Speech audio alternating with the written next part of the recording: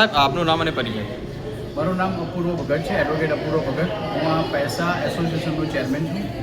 Sir, આ જે પૈસા એસોસિએશન છે એ કેવી રીતે ગ્રાહકો માટે અને કસ્ટમરો માટે કેવી રીતે કામ કરશે અને યુથ તેમજ ભારત દેશના જે આર્થિક જે અત્યારે ઇકોનોમિક્સની વાત કરીએ એમાં કેવી રીતે આનો યોગદાન રહેશે? પૈસા એસોસિએશનનું મેઇન કામ રહેશે જે ફાઇનાન્શિયલ સર્વિસીસમાં જે લોકો ઇન્ડિયામાં જોડાયેલા છે એ બધા માટે એક યુનિક પ્લેટફોર્મ અમે લોકો તૈયાર કરી રહ્યા છે.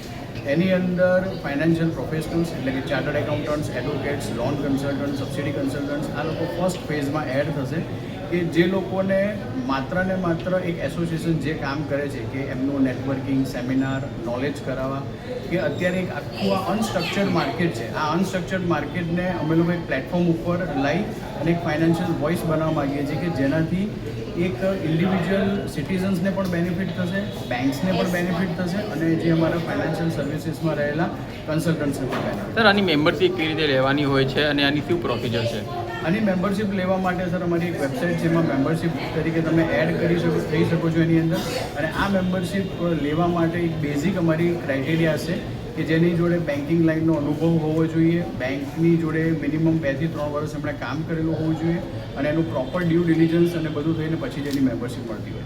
ઓકે, થેન્ક આ બધા આજે આવ્યા, thank you very much. First આજે અમારું પૈસાનો ફર્સ્ટ ડે છે. It is not like one association, it is a financial movement. આ એસોસિએશનનું પૈસા નામ પડ્યું એની પાછળ પણ એક આખી સ્ટોરી છે.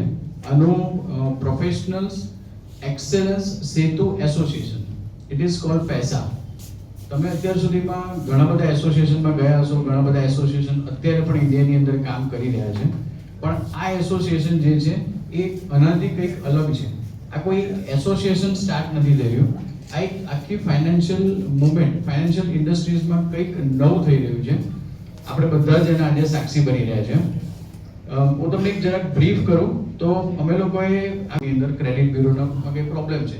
મેનેજરને ખબર પણ છે કે ભાઈ આ ભાઈ મારી સામે આવ્યો છે, કોકની લોન એનામાં બતાવી દીધી છે રિપોર્ટ, એટલે મને લોન નથી આપી શકતો. એ મેનેજરને ખબર પણ છે, પણ એની પાસે કશો વે નથી, બીકોઝ એ એનું પોતાનું વર્કલોડ કરે અને એની રોલની રિસ્પોન્સિબિલિટીમાં પણ આ નથી આવતું. પણ એઝ એ કસ્ટમર ક્યાં જશે? HDFC બેંકનો કોઈ કસ્ટમર જે મેનેજર સામે બેઠો છે કે સાહેબ મારા સિબિલ રિપોર્ટમાં પ્રોબ્લેમ છે, કોકની બેંક આવી ગઈ, તો એઝ એ મેનેજર એનું કામ પણ નથી અને ખબર પણ નથી. તો આ તમને એક પ્રોબ્લેમ કીધો. હવે લોટ મેની પ્રોબ્લેમ્સ ઇન્ડિયામાં છે કે જ્યાં એક સિટીઝન બહુ જ પ્રોબ્લેમમાંથી નીકળી રહ્યો છે. તો અમારા એસોસિએશનના બોર્ડે નક્કી એવું કર્યું કે ભાઈ આપણે આ એટલા માટે મેમ્બરશિપ બનાવીએ કે જેનાથી અમારા એસોસિએશનની અંદર જ્યાં પ્રોબ્લેમ છે તેનું સોલ્યુશન અમારા પૈસા છે. ઇન વિચ સેન્સ, ધારો કે આ વ્યક્તિને કોઈ પ્રોબ્લેમ છે સિબિલ રિપોર્ટ, આ એનો પ્રોબ્લેમ છે સિટીઝનનો, તો એનું સોલ્યુશન કોણ છે? તો કે ભાઈ ક્રેડિટ બ્યુરો કન્સલ્ટન્ટ જે છે એનું સોલ્યુશન છે. કોઈને કંઈક બીજો પ્રોબ્લેમ થઈ રહ્યો છે, એડવોકેટ રિલેટેડ એનું કોઈ કામ છે, તો એ એનો પ્રોબ્લેમ છે, તો એનું સોલ્યુશન કોણ છે? તો એસોસિએશન છે. એટલે સિક્કાની બે બાજુ છે. સિટીઝનને રાખવાથી અમે લોકો માસને કેટર પણ કરી શકીશું અને જેટલા સિટીઝન ફાઇનાન્શિયલ સર્વિસીસથી અવેર થશે એ લોન ફેસિલિટીઝ સારી લઈ શકશે, બેંકની સર્વિસીસ સારી લઈ શકશે.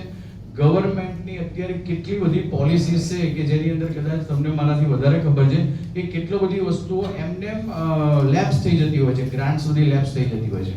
તો અમે લોકો થ્રુ નોલેજ સેમિનાર્સ એ લોકોને, ઇન્ડસ્ટ્રીઝને, સિટીઝન્સને અમે કેટર કરીશું કે તમે લોકો આ સર્વિસીસનો પણ લાભ લઈ શકો છો. પ્લસ એ લોકોની જે ડે ટુ ડે પણ પ્રોબ્લેમ હશે એનું પણ અમે લોકો સોલ્યુશન કરવાનો ટ્રાય કરીશું. અને અમારા એસોસિએશનમાં એક લાઈવ એક્ટિવ ટાસ્ક ફોર્સ થશે દરેક પ્રોબ્લેમ્સ માટેની.